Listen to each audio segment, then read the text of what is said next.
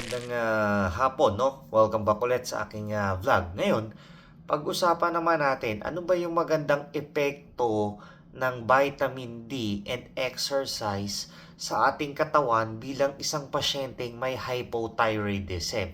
O tara, discuss ko sa'yo. Ganito guys, no? Ikukwento ko to bilang isang hypothyroid patient. Naranasan ko to, ito yung ginagawa ko. Ngayon, umpisahan natin. Ganito kasi yon. Alam naman natin na ang isang pasyenteng may hypothyroid, may kababaan na ang energy level, no? Hindi siya kagaya noon na talaga namang parang lagi tayong on the go. Parang anytime, kaya kong gawin yung gusto kong exercise, kaya kong gawin yung gusto kong trip, o pwede yan. Pero kasi ngayong hypothyroid talaga tayo. Ako na nagsasabi sa inyo, iba. Iba talaga. So, ito yung nagpataba sa akin noong una.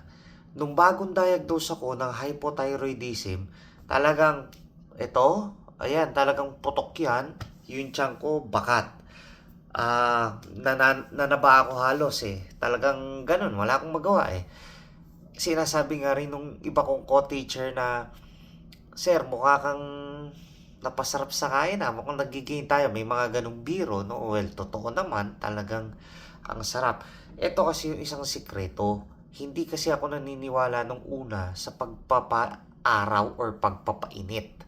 No?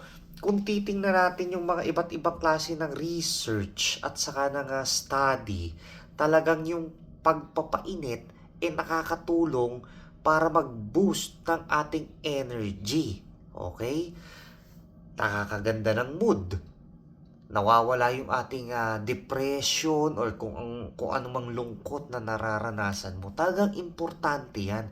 Noong una sabi ko, magpapainit ako, ang sakit-sakit sa balat, mag-aamoy araw ako, papawisan ako.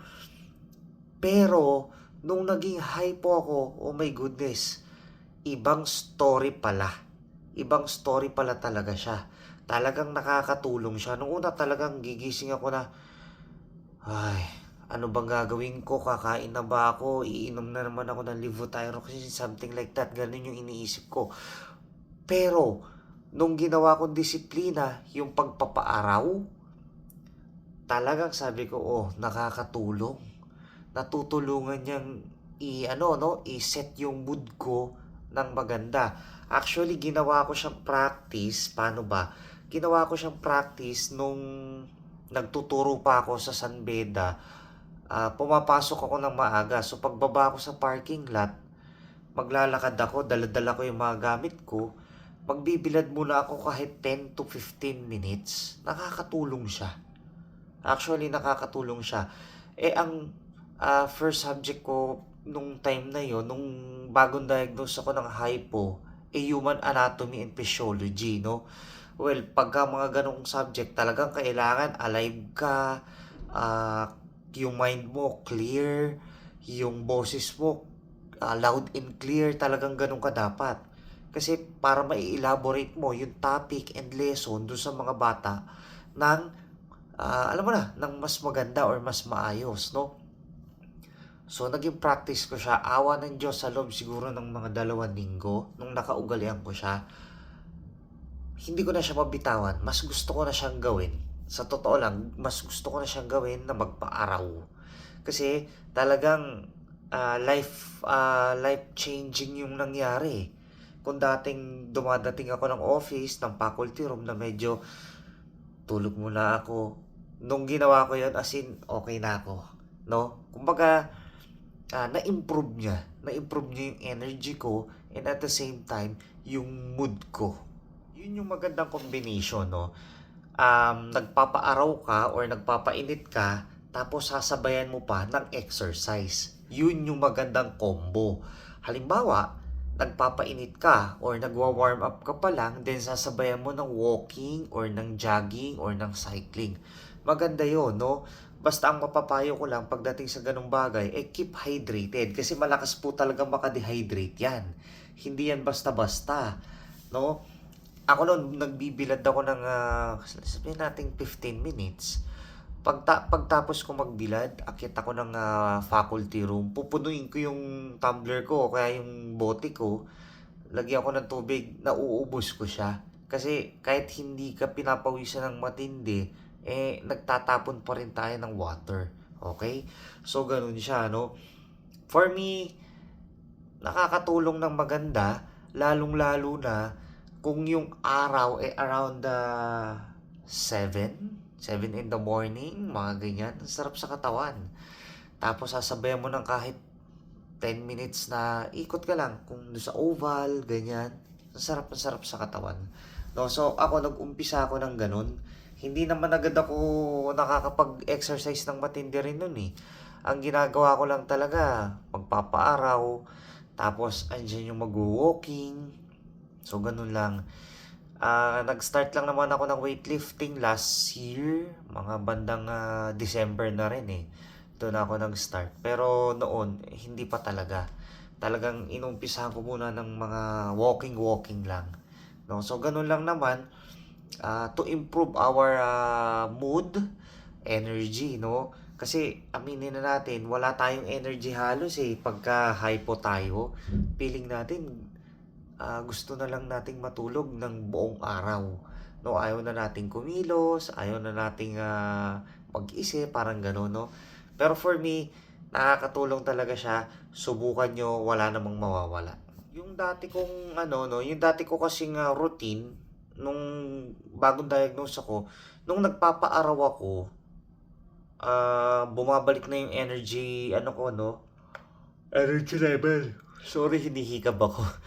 Bumabalik na yung energy level ko. Hanggang sa tumagal na, ayan na, nakabalik na ulit ako sa skipping rope.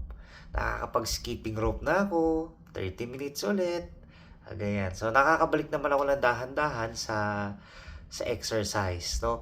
Ang skipping rope, magandang cardiovascular exercise din. But again, lagyan nyo lang ng konting adjustment kasi high impact siya, no? Po pwedeng sumakit yung mga binti natin dito or pwede tayong ma-injury, unlike sa walking o kaya sa jogging, pwede ka namang huminto. Dito kasi may pagkakataong po pwedeng maapektuhan yung ating mga no, daliri, si paa, minsan may mga ganon. Suwasakit siya. Yung exercise naman, hindi naman siya kailangan na bigla. Ano lang talaga yung light to moderate. O pwede na yon. Walking, tapos brisk walking, okay na yan. Tapos kung kakayanin mo mag-jog, at least 1 kilometro, dagdagan mo. Tapos pagkadagdag mo ng 1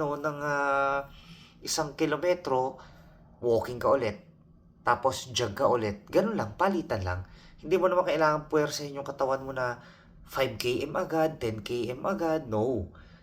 Ano siya, light to moderate. No? Tapos pagka medyo sanay ka na, ayan na. So, dagdagan mo na ng ilang kilometro. Yung dating 1 km mo, gawin mo ng 2, 3, ganun. So, masasanay ka rin. Hindi naman po pwedeng bibiglain mo yung katawan mo. Siyempre, mahihirapan ka rin. No? Ang kalaban lang din talaga natin ay yung energy. Pero, if I were you, do not take or wag kayong magdepende sa mga energy drink na sikat ngayon, no? Kagaya niyang mga Sting na yan. Kasi, iba-iba rin ang tama sa katawan natin yan. No? Matataas ang sugar, ang caffeine yan. Po pwede tayong mag-palpitate o kaya naman po pwedeng mag-spike ang iyong blood sugar, lalong-lalo na kung ikaw ay may diabetes or talagang nag-elevate ang iyong blood sugar level, no? So, po pwede mo naman siyang i-take, pero sabihin mo na lang din sa doktor mo kung po pwede ka nun o kung hindi yun makakasama sa kondisyon natin. Kasi ako ayaw ko talaga. Ayaw ko talagang gawin yan. Tapos, may mga pagkakataon dito kahit hypo ka at nasobrahan ka nun, talagang kakabugin ang dibdib mo na para kang may hyperthyroid. No? So, ganun lang naman. Pero kung gusto mong next level ang iyong fitness or exercise, kumuha ka ng or mag-enroll ka siguro sa isang gym na may gagabay sa'yo or may magtuturo sa'yo. Wala namang masama doon, at least sigurado ka. Ako kasi natuto lang naman ako ng mga exercise na pinapanood ko. Tapos nung nasa San Beda rin ako, syempre nakaka-experience din ako dun sa mga trainer na pinapagawa nila yung mga ganitong klaseng exercise. So, medyo ginagaya ko or nabibigyan nila ako ng payo. So, ganun lang naman. So, wag nating babaliwalain ang exercise. Though, syempre, yung nutrition pa rin ang mahalaga rito, no? Ang exercise kasi usually mga 30% lang yan. Pero napaka-importante pa rin ng exercise. Kaya kailangan gumagalaw tayo. Hindi tayo yung stagnant lang, magsiselfon lang tayo buong hapon. O kaya naman manonood na lang tayo ng Netflix sa TV natin. O hindi naman po pwede yun. Kailangan dito, talagang kumikilos tayo. Hindi po pwedeng, tatamad kasi, bukas na lang. No. Hindi yun no, hindi yun na magandang practice or hindi yun magandang kaugalian. So when you say fitness, sama na natin ang wellness, ito ay hindi gusto mo lang mag-exercise today or tomorrow, no? Ito ay dedication. Habang buhay tayo, habang malakas tayo, kailangan nag-e-exercise tayo. Kasi kailangan mag-e-exercise pag may sakit ka na, pag umiinom ka na ng sandamakmak na gamot, pag umiinom ka na ng tawag dito, yung mga blender na juice, gusto mo pa, ganun. Tandaan nyo, mahal magpa-ospital, mahal ang gamot, napakahirap pagkasakit. Isipin na lang din natin, pang-apat, yung pamilyang pahihirapan natin pag nagkasakit tayo. Yun na lang yung tandaan natin.